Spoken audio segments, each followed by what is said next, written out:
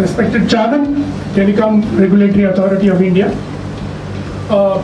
members of my fraternity and my dear students. We are extremely delighted, sir, today to have Dr. Sharma in our midst, in our campus. There's a huge revolution that's happening in the telecom sector as of now. The industry is also facing quite a few challenges. Almost all service providers, be it Vodafone Idea, Airtel, Jio, every one of them is facing severe crisis in terms of margin and financial stress. The industry is presently on the threshold of 5G, which is expected to be introduced in a year or two, and that is expected to completely revolutionize the telecom sector. Sir recently liberalized the direct-to-home service industry providers, making them unbundle various channels that they are being offered in the platforms. But I'm not too sure whether this move benefited the consumers.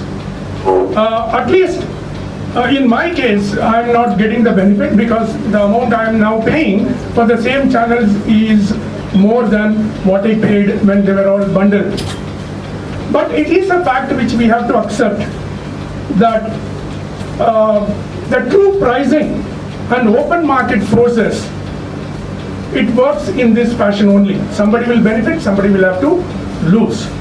We would be very eager, sir, to hear from you on this particular industry, on how it is shaping up the destiny of this country today. We are extremely happy, sir, to welcome you today. Morning, friends. Dr. Anupama Rena, Professor Venkatraman, the faculty of the ICAFAI, and the students.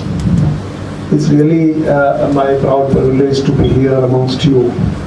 And Dr. RS Sharma had invited me, and actually it's sad to see that he's not here right now. So anyway, we wish him, I'm told that he's unwell, so we wish him good recovery, fast recovery. So let me then talk about, you talked about, Professor Venkatraman talked about the new tariff framework and how it has not benefited him. So let me begin with that. See, what has happened is that till now, we had a television market where you only had buffets. Somebody will say you take the North Indian pack, South Indian pack, Hindi pack, entertainment pack, packs type of thing. Now, what has happened is that many channels, there are broadcasters who prepare channels. There are distributors, which is like the Tata Skies and Airtels, or the MSOs like Den, Hathway, they distribute. And in the second category of distributorship, which is the wire distributorship, you have the local cable operators also. So the broadcasters are always interested in pushing all the channels which they have. So suppose I have 6 channels. So I would like all the 6 channels to be seen by everybody. The reason is very simple. The broadcaster has 2 sources of income. The first source is advertisement.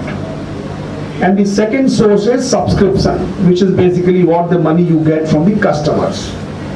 And there is an inverse relationship. Suppose I increase my price for the customers, fewer customers will watch. And if fewer customers will watch, then I will get, the rates of advertisement will fall. Similarly, if I put my subscription rate down, then more customers will watch. My subscription revenue will drop, but my, the advertisement revenue will go up. You are all students of finance, you understand. So there is a balance, and there is a sweet spot somewhere where there is an appropriate price, subscription price, and then there is a maximization or optimization of the revenue, both the revenue streams. So what happens if there is a free channel, if I'm just not charging any money, then the entire income stream is from advertisement. That's the way. And there are many channels where there is no advertisement at all. They charge subscription. For example, now you have Netflix, you have Amazon Prime and other things which are effectively channels, but which don't have advertisement and which basically charge money from the entire subscription. That's how it happens. So when you are pushing all the channels, there are channels which you watch, there are channels which you don't watch. So take any broadcaster, Star or Z or Color, whatever, the TV 18. You will find that they have got channels which are very, very popular channels. They are called driver channels. And there are channels which are not so popular channels. That also they want to push. Our attempt is that you should not be forced to watch channels or subscribe to channels which you don't watch. Our research shows that 90% or more people watch 50 channels or less, watch or even browse. I'm sure none of you is watching more than 50 channels. Do you? You don't. So essentially you watch much less number of channels, but you will find that you are getting 300 channels on your television. Now what do you do with these 300 channels? You don't watch them, so why should you have them and why should you pay for them? So that's the broad idea. So if you actually try to do now from a buffet system where everybody was paying for everything, we have now got into what is called an a la carte system. Compare with a restaurant. So you go to a restaurant and you order a thali or you order a buffet, a la carte system. And you will find that a la carte, sometimes you do want to, you won't want to bother about, ordering different systems, different dishes, then you kind of order thali. But if you are a sensitive customer, then you will say, okay, I'll order for what I'll eat. I'll not order for what I don't eat. And sometimes some people may have, there are various members in the family. Some of them will like to watch Sanskar channel and other kinds of channels. Some will like to watch sports channel. Some will like to watch soap operas. Somebody will like to watch news. So basically it all depends how much now you subscribe. So the objective is not to reduce the bill. That's not the objective. Objective is to empower the customer to choose what he wants to watch and only pay for what he watches. And therefore, reduction of the bill will be only a consequence, which means if you want to watch less, you will pay less. If you want to watch everything under the sun, then you will pay more. That's the idea. So anyway, I hope I am able to answer that question which you raised. We are actually, there are Indians also talk too much, so we are talking 11 billion minutes per day. That's the 1100 crore minute. So there are 100 crore people, everybody is talking 11 minutes per day. Some of them are talking, of course, 6 hours and some of them will be talking 6 minutes, but that's how. Today people are not afraid to talk, in the sense, earlier they were afraid that, okay, if I talk for 5 minutes, my bill will be 2 rupees because it was 40 paisa per minute, 60 paisa per minute. Today it's all free. Today, as you see, you must be seeing, unlimited talk time, as they say. So there are minimal rates. The rates are absolutely minimal in the whole world. In European countries, in let's say, there are rates like 10 cents per minute. Now 10 cents actually means about 7 or 8 rupees per minute. On the other hand, you have here virtually 7 or 8 paisa per minute. The data rates are also the minimal in the whole world. The data rates are 5 rupees per gigabyte. If you take a 150 rupees plan, for 28 days it gives you 1 gigabyte per day. So, and the rate about 2.5 years back was about 250 rupees per gigabyte. So now people are not afraid to use data. People are watching films, people are watching all kinds of content, news, etc. on their mobile phones. One is that while the world consumes about 46% of the data on fixed line networks, our data largely comes from mobile networks. So our fixed lines are very few, 220 million fixed lines, 2 crore fixed lines, and many of them are just going out, they are becoming, being taken away. So it's actually very, very unbalanced in terms of the data delivery systems, which means the mobile devices are delivering all the data. 93% of the data is being delivered by mobile device, only 7% is coming from the fixed line. And we need to put more investment into these fixed lines. Fixed lines means fiber to home. We must put more investment in the fiber infrastructure of our country. And actually there are a lot of constraints. We have the issue of right of way. People don't allow the fiber to go inside the land and all that. So that's one of the issues. So this is telecommunication. Now there are other stories of digital India, so to say, which actually exemplify the fact that India has not traversed the same journey which the West has traversed in terms of their digital, sort of strategy. India has been quite different. He gave the concept of digital India. Thank you. And that concept was essentially, he said that we must have a digital India program whose objective should be to make India into a digitally empowered society and a knowledge economy. So digitally empowered society and knowledge economy, that's the broad concept of digital India. And digital India has three components. One is that we must have a digital infrastructure and a utility to citizens, which means we must have digital infrastructure, which is telecommunication infrastructure, and other kinds of infrastructure, soft infrastructure like digital identity, payment platforms, and stuff like that. So that's the basic. Without infrastructure, without roads, you can't run your cars. So this digital infrastructure is the first layer, the ground layer. The second layer, which he talked about, is software and services riding on this digital infrastructure, which means we must have a connected government, and there should be softwares and other systems which actually should be available to the people on demand. So we must have all kinds of applications where we can do all business. So for example, we should have banking applications, we should have other apps which can, and you have today Umang application where you can do all kinds of government service delivery on demand. That's second part. And even if you have software and if you have infrastructure, this will not benefit people unless you have the digital empowerment, unless you improve the digital skills of the people, unless you empower them, then they cannot go forward. So these are three broad layers of digital India, and unless these three layers work together, infrastructure is necessary, then you must have software riding on that infrastructure, and you must have digitally empowered people who should be able to use software which rides on that infrastructure. This is broadly the concept. And there are other issues which actually came forward. So one concept which you might have heard is called JAM. I don't know how many people have heard of JAM. This is Janadhan, Aadhaar and Mobile. In 2015, economic survey uses that. There is a chapter actually devoted to this particular concept called JAM.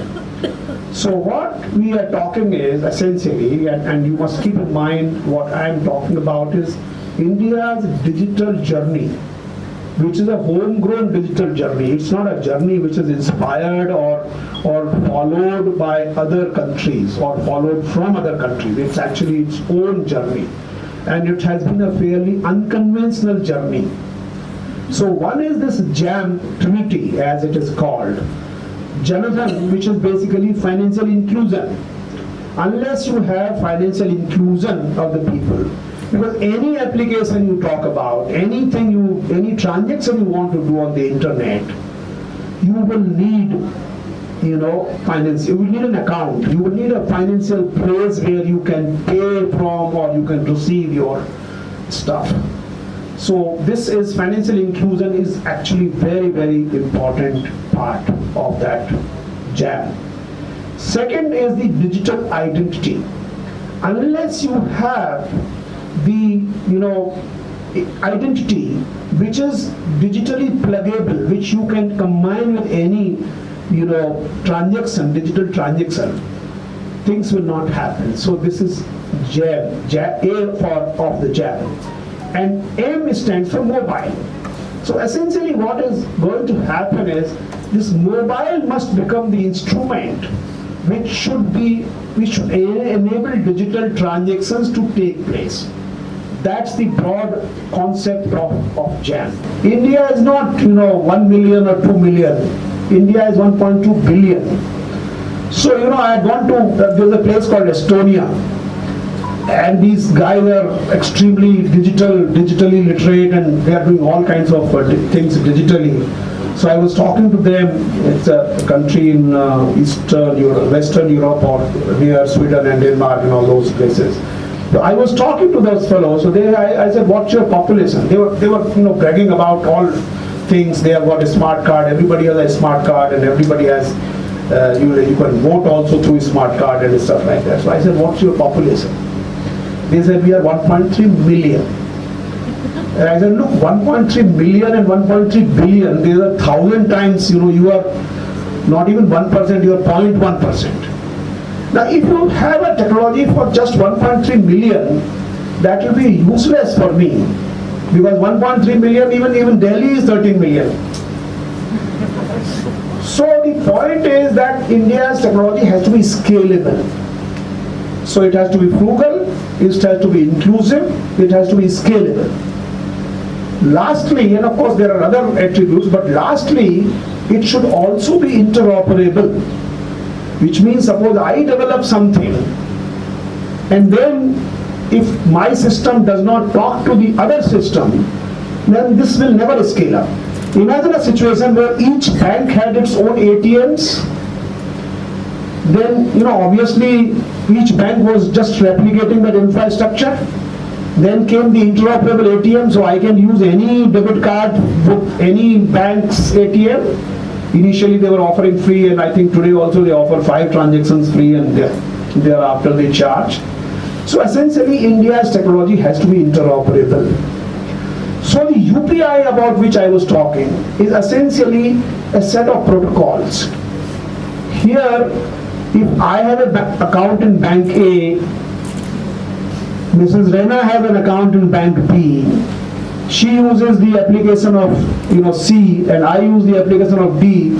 Still, I can transfer money to her, and she can transfer money to me. We have a virtual payment address.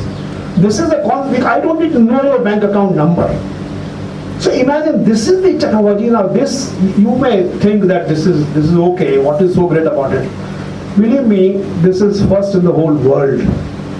There's no country in the world which has such interoperable payment system, which is frugal to the extent of being free.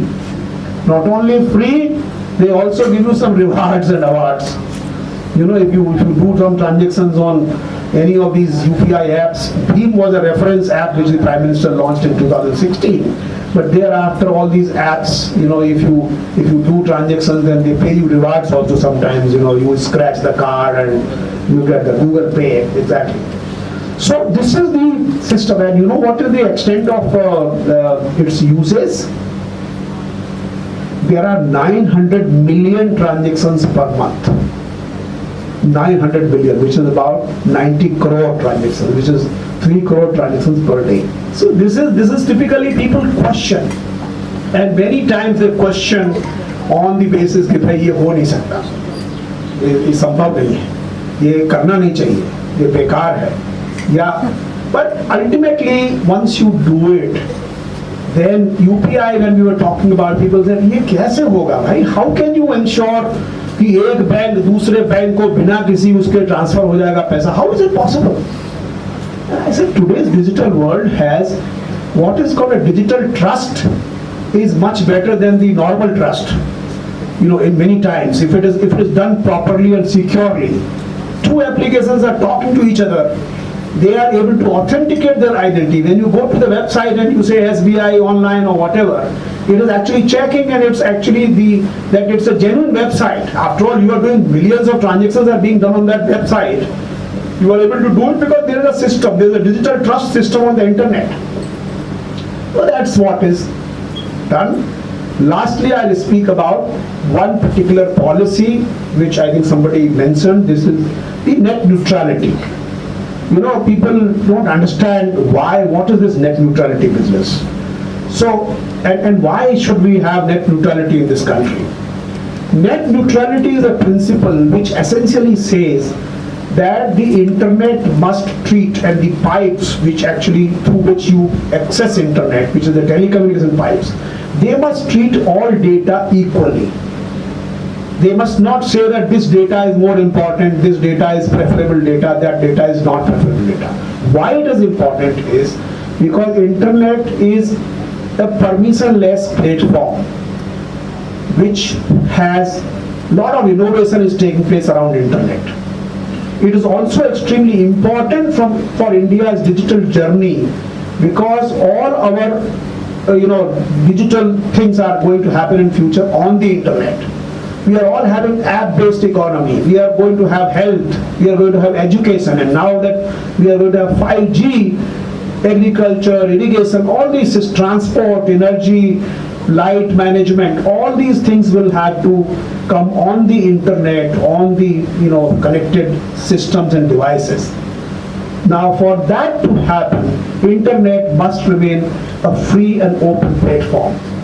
And that is the reason why India took that stance that we will have net neutrality where the telecommunication pipe will not be able to differentiate or discriminate against various kinds of data on the internet.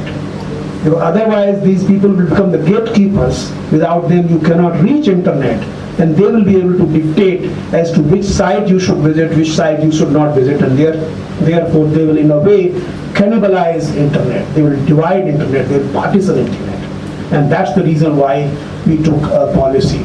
So I think I'll end here. I have already spoken for quite some time. And well, if you have some time, I can answer questions. Thank you very much. First of all, I thank you for inviting us with your kind words. So my question is, in Netherlands, first attempt of launching 5G was made and more than 200 birds die because of that. So if the same 5G is launched in India, so do you think there will be an environmental issue being raised? Because we are already facing high pollution issues and everything. I don't know, it's a completely motivated campaign. There is a campaign saying that the mobile towers create cancer. This is a typical campaign, and you can find some videos on the YouTube, probably one of my interview also I have explained. See, the point is, some of you may be science students, right? The background, you have science students or commerce or what? We have science. Okay. Now you must have heard of radiation, right? Now radiation has lot of these. There's a spectrum. You must have heard of a spectrum also: Vibjor, violet, indigo, etc., red, right?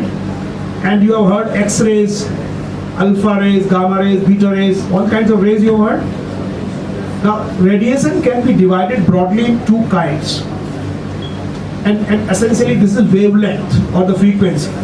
The more the wavelength, the less is the frequency, and vice versa. So what happens is, there is a radiation called ionizing radiation. Ionizing radiation is a radiation where if that radiation falls on an atom, then it actually ejects one of its electrons. That is called an ionizing radiation. So alpha rays, beta rays, X-rays, very sort of short waves but very penetrating waves, they are the ionizing radiations. They are harmful. That's why you say you should not do X-ray, you should not do overexposure to X-rays. But actually the things which the 5G or the towers, they eject, that radiation is 900 megahertz, 800 megahertz, which is essentially the normal radiation which is flowing around everywhere us. It should not be called radiation, because radiation gives a very bad image, something it is actually air waves. So these are air waves. There is nothing, extra, nothing, no mobile or no tower is producing radiation which is actually a harmful radiation. They are just using the normal air waves to carry the signals, that's all. Put it this way. So therefore this is a completely bogus kind of prachar which is being put, is that the mobile towers will create problems and cancer and 5G goats will die or human beings will die. It's completely bunkum story. Hello sir, I'm Rashika John. So can we expect some more mergers and takeovers in the industry to maintain the market share? Further mergers or takeovers are really going to happen. I don't think so. We have three private players, which is the Jio, Airtel and Idea Vodafone, and the BSNL and MTNL. So I think that's where it's going to stay for some time.